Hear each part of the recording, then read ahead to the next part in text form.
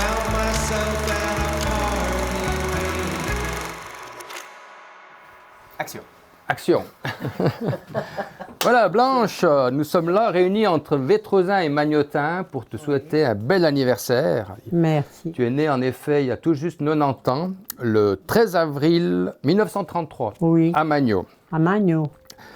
Et pendant toute ta vie, tu as été une magnotaine, tu as habité dans cette maison de Magno. Oui. Oui. Maison qui a été construite en 1913 par ton papa, Maurice Coudray, qui était entrepreneur Oui. et qui avait marié Anne-Marie Rodavin. Oui. Après la construction, bien entendu. Oui. Oui. Tu as fait toutes tes écoles primaires à Magno, Oui. mais en ce temps-là, il n'y avait qu'une seule classe pour les filles, Oui. des petits Et- aux grandes. Oui. Et à 13 ans, malheureusement, tu as perdu ton papa, Oui. qui est décédé. Oui. Ensuite, tu as fait l'école ménagère à Sion et à Ardon. Oui. Et le 19 novembre 1953, tu épousas Hubert Fumeau de Oui. Vétro. Oui. Alors que toi, tu avais dit jamais, Jamais de vétro. jamais un de Vétro. Tu nous expliqueras après pourquoi tu voulais pas ce de Vétro. Hein. Et malgré ça, eh bien, vous êtes restés inséparables toute votre vie. Eh oui. Oh oui. Tu as eu 2 enfants, 2 magnifiques bébés, là. Daniel et Elisabeth. Hubert, lui, était métral chez Innocent Vergea pendant longtemps, 25 ans. 25 ans, et il a eu beaucoup de vignes à travailler, donc tu l'as aidé dans ses travaux de vigne Oui. et de la campagne. Mais tu as aussi travaillé pendant 15 ans à la coopérative VG. Oui. Hein. Oui. Travail que tu adorais parce que tu aimais et que tu aimes toujours le contact Le avec... contact avec les les gens. gens. Oui. Oui. Avec Hubert, ben, vous étiez justement de ces gens qui sont connus dans le village et surtout appréciés. Toujours de caractère agréable, de bonne humeur, lui et toi, et connu dans toute la commune pour être un petit rayon de soleil. Merci. Encore maintenant, les gens ont du plaisir à te rencontrer quand tu vas boire un café au bistrot avec ta fille ou ton fils. Et puis quand je t'ai demandé il n'y a pas longtemps, à l'apéro, quelle période de ta vie était la plus heureuse, tu m'as répondu « toute ma vie Oui. ». C'est juste, hein? Oui. Oui. Alors voilà, Blanche, le conseil municipal en entier est réuni aujourd'hui. Se fait un plaisir de célébrer cette journée avec toi et puis de passer un bon moment et de te voir en si bonne forme. Et puis, au 100 ans, on viendra avec le Conseil d'État. Oh, Alors, santé. Alors, santé. Hein. Et merci beaucoup. Santé, bonne fête. Bonne fête, bon anniversaire. Merci. Merci. Merci à tout le monde, à tout le monde. Alors, ben justement, revenons à Magno. Hein. Magno de Chy, c'était quoi Magno de Chy alors? C'était où? C'était Magno depuis le milieu du village, du côté Vétro. Et puis Magno de Ly, c'était de l'autre côté, du côté d'Ardon, la moitié du village du côté d'Ardon. Et vous étiez plutôt tourné du côté d'Ardon. Vous allez souvent à Ardon plutôt qu'à Vétro. On était plutôt à Ardon, déjà pour l'église et tout, pour tout. On était plutôt à Ardon. Et pourquoi tu ne voulais pas marier un de Vétro alors? Je ne peux pas te dire. Tu vois, moi, quand j'étais jeune, j'étais plus habituée à Ardon qu'à Vétro. Tu vois? Alors, j'avais des copines, et puis qu'on allait beaucoup plus à Ardon qu'à Vétro. Et puis, je disais toujours à ma maman, je dis en tout cas, non, jamais à de Vétro. Hein. Alors, ma maman, un jour, elle me dit, mais tu sais que jamais, c'est pas français. Et puis après, j'ai connu mon mari, Hubert. J'avais 18 ans. À 20 ans, je me suis mariée. Tu l'as connu où, Hubert? À la Madeleine, Madeleine. à la fête de la Madeleine. Et toi, tu étais une bonne danseuse ou bien? Oui, Oui. oui. Puis j'avais un mari qui dansait comme ça. Oui. Et puis un jour, alors quand on sortait sérieusement, donc on allait se marier. Alors ma maman elle me dit, mais dis donc, il me semble que l'eau de Vétro elle est bonne, hein? C'est toi qui ne voulais pas de ce de Vétro, hein? Oui, elle m'a dit, ah, jamais, tu vois. Et puis oui, eh ben voilà. On s'est mariés au mois de novembre 1953 à l'église de Vétro. Oui, le 19 novembre Oui, 1953. oui, oui. Alors, raconte-toi un peu ce mariage. Alors, vous avez fait où la fête du mariage? Eh bien, on a fait chez Herman Decimo, au café Victoria. Victoria. Alors, on a fait le dîner et le souper. Et puis, alors, en ce temps-là, tu vois, on n'avait pas de voiture trop bien garnie. Tu vois, hein. On allait en vélo. Donc le voyage de noces, ça passait comment alors après? Devait être à Magno le voyage de noces. Oh, le voyage de Ben, noces. pour rentrer le soir à Magno alors. Oui, c'était pour rentrer. En vélo. Vélo, la rentrée en vélo. Ah oui, à 4 heures le matin, puis je te dis pas, ces années-là, il faisait froid. Et moi, j'avais mon costume. Alors, j'avais encore mis mon gros manteau dessus pour pas avoir froid. C'est sûr que t'as pas été fabriqué. Alors, j'ai dit à mon mari, à Hubert, j'ai dit, ben tu vois, avec le froid qu'il a fait, tous les bouquets de fleurs, ça tout gelé. C'était quand même mal fait. Hein. On avait tout garni les vélos des fleurs. Tout. Puis tu avais une robe blanche ou bien? Non, pas du tout. Non, pas du tout. J'étais mariée, je me suis mariée en costume. Un costume de ville. Assortie à mon mari Hubert. Oui. Et puis revenons du temps de l'école. Alors justement, il y avait une classe pour tout le monde. Hein. Oui. Les garçons d'un côté, les filles de l'autre. Oui, alors moi j'étais à l'école avec Albertine Papillou. Oui. Comment on lui disait à Albertine? Moi je ne sais pas, j'ose dire, il lui disait la picote. La picote. T'as jamais su pourquoi? Mais pourquoi? Il y a eu deux. Pourquoi? Ça c'est la maman à suivante. Pierrot. Ouais. C'était la maman à Pierrot Papillou. Et ça, c'était l'ancienne école de Magno. Alors. Oui. Picote, ça veut Et dire quoi? Ça veut dire quoi, picote? un peu Ah oui, peut-être.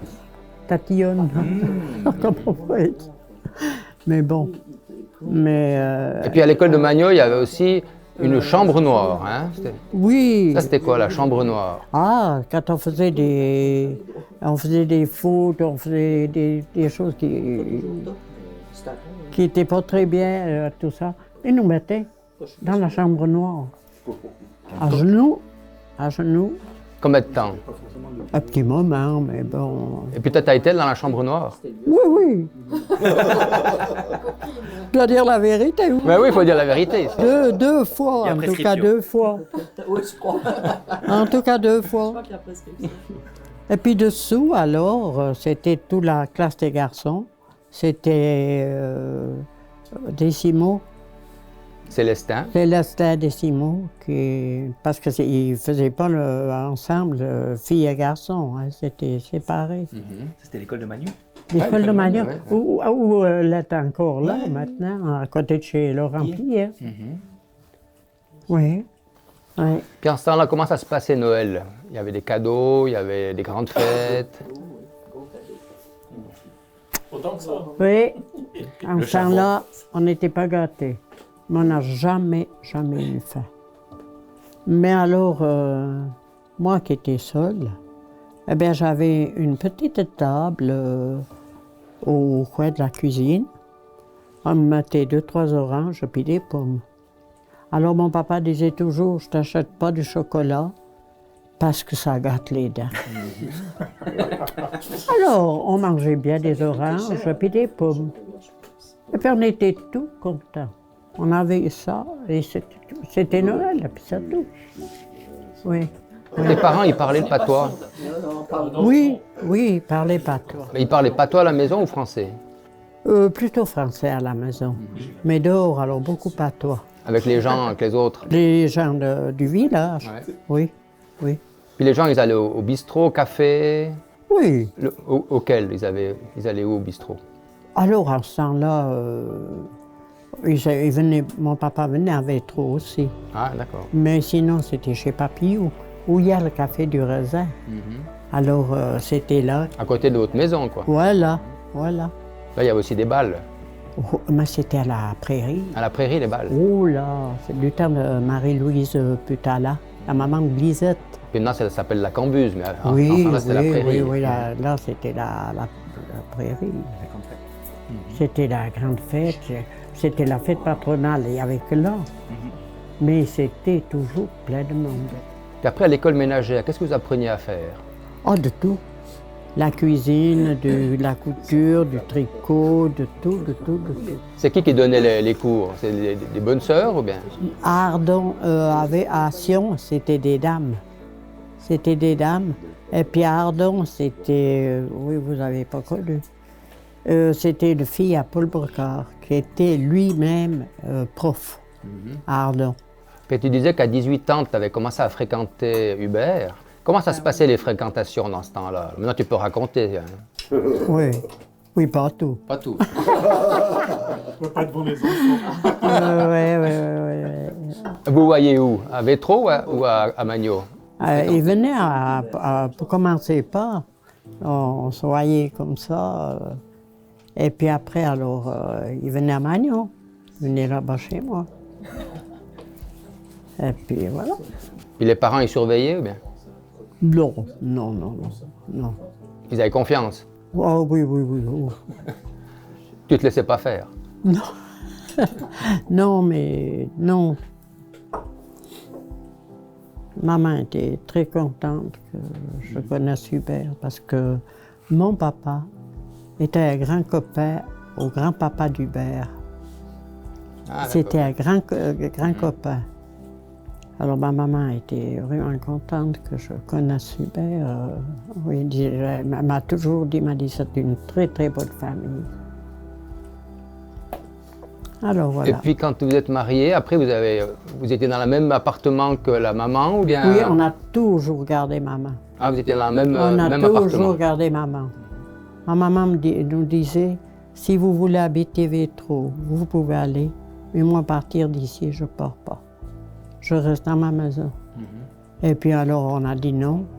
Tu es toute seule. Et puis nous on habite Vétro, j'ai dit non. Alors c'est nous qu'on a gardé jusqu'au dernier moment. Maman. Oui. Puis Hubert, il avait un Mayen à Montbas aussi, hein, il a toujours. Oui, qui avait, donc ils étaient 3. Il y avait son frère Francis, sa sœur Edith, et puis mon mari Hubert. Il n'y avait pas tellement de luxe dans le Mayen alors. Hein? Non, on n'avait pas l'eau dans le Mayen. Hein. L'eau était où alors? Devant le Mayen, au bassin. On allait chercher l'eau pour faire les repas et tout. Et puis on restait 1 mois et demi au Mayen, avec les 2 enfants. Et puis Marie-Josée avec ses frères et sœurs. Puis pour se laver alors, dans le bassin? Ben oui. Se laver, il fallait ouvrir le robinet, puis savonner, et puis voilà. Ah ben. Après, alors, Hubert, il a dit, ça va pas, ça. Alors, c'est lui qui a fait l'installation dans le Mayen pour avoir l'eau au moins dans le Mayen. Et puis, alors, comme ça, c'était quand même beaucoup plus facile pour les repas et pour tout, hein. À propos de Mayen, mon petit doigt me dit que Hubert, des fois, il allait à la braconne. Oui, ça c'est vieux, alors là, je ne le connaissais pas. Ah, c'était avant. Tout avant, je ne le connaissais pas, là. Oui. Il braconnait quoi alors? Le blaireau, Le blaireau ou la marmotte? la marmotte. Avec qui il braconnait? Avec un frère à mon beau-frère Maxime. C'était Anselme. Et puis Auguste Vergère. Alors ils allaient le soir, ils mettaient des trappes. Voilà. Et puis après, ils préparaient tout au Mayen. Ils mettaient dans une saumure, quelque chose. Puis après, ils faisaient un bon repas. Tu t'as eu goûté, toi, la marmotte ou bien? Non. Non. Moi, alors, ces choses... Non, moi, je ne suis pas pour... Même le chamois, le... Canapé chauffant. Ah bon? Non, moi, je ne suis pas. Canapé chauffant, tu... Moi, je ne cours pas après, alors. L'automne, quand il y a la chasse, tout ça. Non. Il y a le bouquet de fleurs, puis il y a aussi un petit cadeau dans la carte. Oh, merci beaucoup. Merci. Oh. Alors, je vais lire la carte en vous remerciant de tout cœur, tout le monde. Merci. Santé. Alors, santé. santé. Santé. Santé. Et dans 10 Santé ans. à Alors, tous. elle voulait lire. Ah, dans 10 ans, hein? Tu vas Merci. lire la carte, j'espère. Hein? Tu lis la carte quand même. Oui. Alors, chère Blanche, le conseil municipal de Vétro te souhaite un bel anniversaire pour tes 90 ans et t'apporte tous ses meilleurs vœux pour la suite. Olivier Cotagnou, président. Merci beaucoup, Olivier. Merci. Et merci à tous. Merci beaucoup à tous. À tous.